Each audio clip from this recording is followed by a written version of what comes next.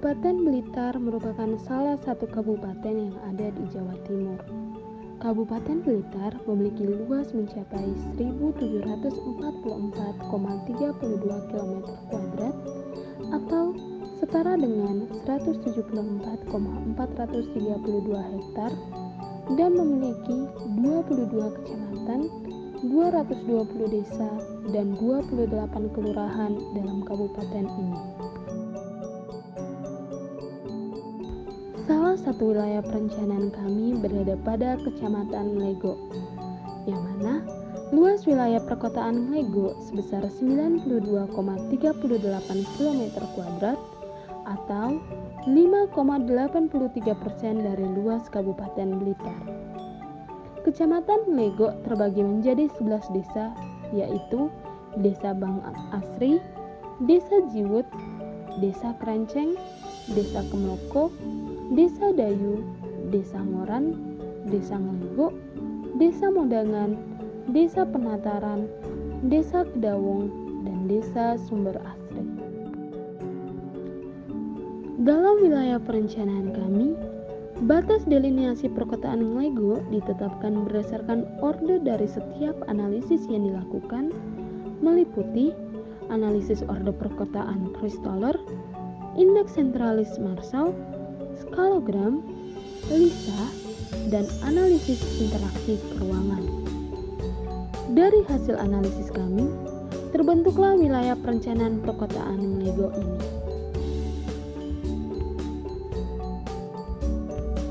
Kecamatan Nglego merupakan kecamatan yang memiliki 1000 potensi. Hal ini dibuktikan dengan Kecamatan Nglego mendapatkan predikat sebagai penghasil ikan koi nasional. Selain itu, Kecamatan Nglego memiliki sektor unggulan seperti jagung, tebu, kakao, sapi, ayam pedaging, dan sektor pariwisata. Seperti produksi jagung yang dapat diolah menjadi tepung jagung, yang mana tepung tersebut dapat diperjualkan dalam bentuk kemasan siap jual maupun diteruskan untuk diolah menjadi produk makanan dan produk lain seperti gula jagung, makanan ringan dalam kemasan, minuman, dan lain sebagainya. Adapun daun pembungkus tongkol jagung atau biasa disebut dengan kolobot dapat diolah menjadi kerajinan tangan untuk menjadi aksesoris maupun ornamen pajangan. Untuk olahan tebu, selain menjadi gula dan minuman sari tebu, ternyata ampas tebu dapat diolah menjadi kertas, yang mana hal ini akan membantu dalam pengurangan penggunaan pohon sebagai bahan dasar pembuatan kertas. Selain itu, daun kering tebu juga dapat dikomersilkan menjadi kerajinan tangan yang mampu menjadi ornamen pajangan. Untuk perkebunan kakao, adapun produk yang dapat dikembangkan untuk olahan biji buahnya adalah dapat dijadikan sebagai produk kemasan berupa coklat bubuk serta coklat batangan, yang mana produk tersebut dapat dikembangkan kembali untuk disajikan kepada pasaran dalam bentuk kue maupun minuman. Lalu, untuk kulit biji dari kakao itu sendiri dapat dijadikan sebagai teh coklat, dan yang terakhir, untuk kulit buah dari kakao dapat terus dikembangkan menjadi produk komersil berupa kerajinan. Untuk peternakan sapi, dagingnya dapat diolah menjadi makanan, seperti halnya dilakukan pada umumnya. Kemudian, untuk kulitnya dapat diolah menjadi barang komersil seperti tas, sepatu, hingga souvenir. Selain itu, kulit sapi juga dapat menjadi selaput gendang yang didukung dengan adanya industri gendang setengah jadi. Maka dengan begitu, perkotaan Nglego dapat mengoptimalkan hasil produksi sektor peternakan yang dikolaborasikan dengan potensi lain yang dimiliki. Untuk peternakan ayam, dagingnya dapat dijadikan berbagai olahan makanan, jeroannya dapat dijadikan menjadi produk kemasan berupa keripik dan lain sebagainya. Kemudian daripada itu, adapun bulu ayam dapat juga dikembangkan sebagai produk souvenir dan ornamen-ornamen hias. Selain itu, sektor pariwisata kebudayaan juga menjadi sorotan publik, di antaranya situs Balai Kambang, Arca Warak, dan Candi Penataran. Dalam wilayah perencanaan Ngelego ini, kami membagi menjadi 4 sub-wilayah perencanaan, yang mana Kelurahan Ngelego dan sebagian Desa Modangan masuk pada SWP 1 sebagai pusat kegiatan pelayanan pemerintahan skala kecamatan dan atau pendukung pemerintah kota serta perdagangan dan jasa. Desa Penataran dan sebagian Desa Modangan masuk pada SWP 2 sebagai pusat kegiatan perkebunan, peternakan, pariwisata, dan edukasi budaya. Desa Kemloko, Desa Krenceng, dan Desa Jibut masuk pada SWP 3 sebagai pusat kegiatan pertanian dan perikanan. Desa Kedaung, Desa Ngoran, Desa Dayu, Desa Bangsri masuk pada SWP 4 sebagai pusat pengembangan kawasan industri. Dalam pengembangan ruang wilayah perencanaan Ngelego ini, tujuan kami ialah mewujudkan WP Perkotaan Ngelego yang mengoptimalkan sektor pariwisata, sejarah, dan budaya. Adapun kebijakan strategis yang kami susun ialah: yang pertama, memusatkan pariwisata di satu lokasi untuk memudahkan dalam hal pengawasan dan peningkatan. Yang kedua, melakukan peningkatan kualitas dan kepedulian sumber daya manusia dalam mengelola pariwisata WP Ngelego. Yang ketiga, melakukan perbaikan fasilitas dan infrastruktur untuk menunjang kegiatan ekonomi WP Ngelego.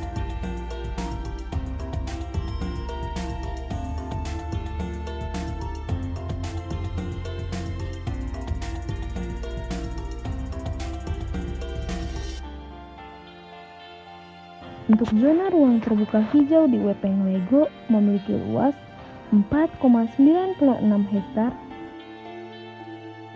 Zona cagar budaya pada WP Ngelego memiliki luas 3,28 hektar.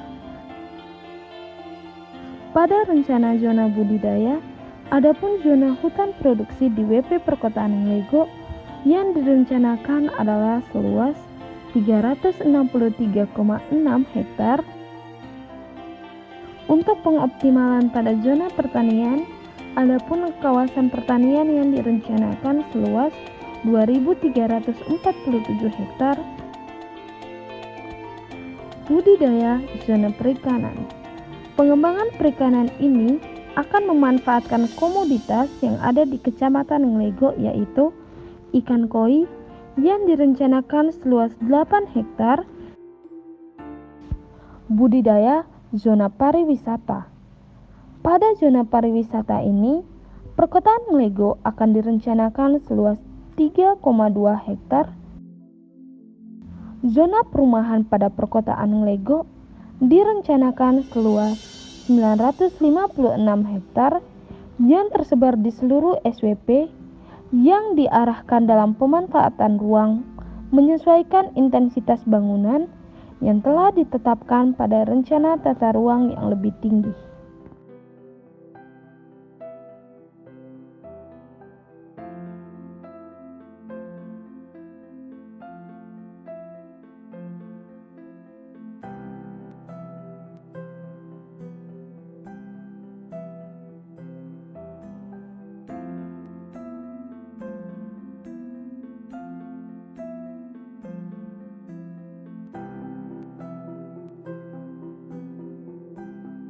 Rencana pengembangan pusat pelayanan meliputi pengembangan fungsi kawasan pusat. Oleh karena itu, Pemilihan pusat pelayanan ini didukung dengan adanya fasilitas perkantoran, fasilitas pemerintahan berupa kantor kecamatan dan kantor urusan agama yang melayani seluruh wilayah WP Ngelego, fasilitas perdagangan dan jasa, serta fasilitas pendidikan, kesehatan, dan peribadatan yang melayani seluruh WP Ngelego sehingga dapat diakses seluruh masyarakat. Rencana jaringan energi listrik dengan memanfaatkan energi baru terbarukan berupa tenaga surya dalam pemenuhan kebutuhan rumah tangga, kebutuhan fasilitas umum, serta street furniture, penerangan jalan yang berada pada blok 1D, 1F, 1A, 1B, dan 1G. Rencana jaringan air minum berupa perluasan jaringan PDAM kawasan yang belum terjangkau serta perawatan jaringan PDAM pada kawasan SWP 1 yang sudah terlayani oleh PDAM pada blok 1D, 1A, 1B, dan 1G. Perawatan jaringan ini termasuk evaluasi dan pengawasan ke depannya untuk menghindari kerusakan dan peningkatan kualitas. Yang terakhir yaitu rencana pengembangan koridor perkotaan mengacu pada arahan pengembangan dalam pembentukan citra kawasan SWP 1 dengan konsep kawasan yang menginterpretasikan kawasan Minapolitan dan Central Business District. Konsep pengembangan tersebut ditinjau dari fungsi serta karakteristik pola ruang pada kawasan SWP 1 sebagai pusat perkotaan serta kelengkapan fasilitas umum, perdagangan dan jasa, serta perkantoran.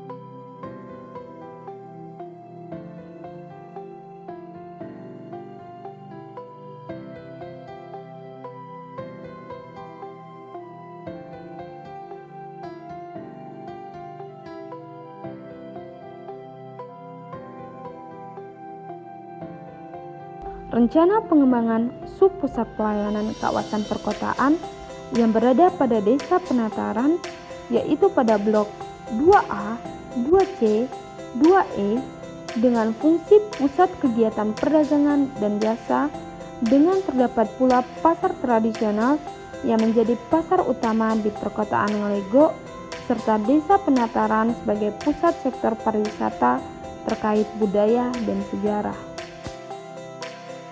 Rencana jaringan transportasi berupa perbaikan jalan blok 2B untuk mendukung aksesibilitas situs sejarah Balai Kambang, serta rencana jaringan transportasi pendukung kawasan pariwisata perlu dilakukannya penambahan atau pembangunan jalan pada blok 2E guna untuk mendukung rencana pengembangan kawasan pariwisata yang berada pada SWP 2. Maka, jalan sebelumnya diarahkan hanya dapat diakses oleh kendaraan maksimal mobil dan bus pariwisata saja, atau kendaraan yang memiliki prioritas untuk berwisata dan berkeperluan khusus, serta memprioritaskan pengembangan pedestrian. Sehingga, sebagai gantinya, kendaraan umum dapat diarahkan pada jalan baru. Rencana jaringan persampahan berupa pembangunan TPS 3R SWP 2 Blok 2E. Pembangunan TPS 3R untuk mengurangi kuantitas dan memperbaiki karakteristik sampah yang akan diolah secara lebih lanjut di tempat pemrosesan akhir atau TPA, serta berperan meminimalisir kebutuhan lahan untuk penyediaan TPA sampah di perkotaan.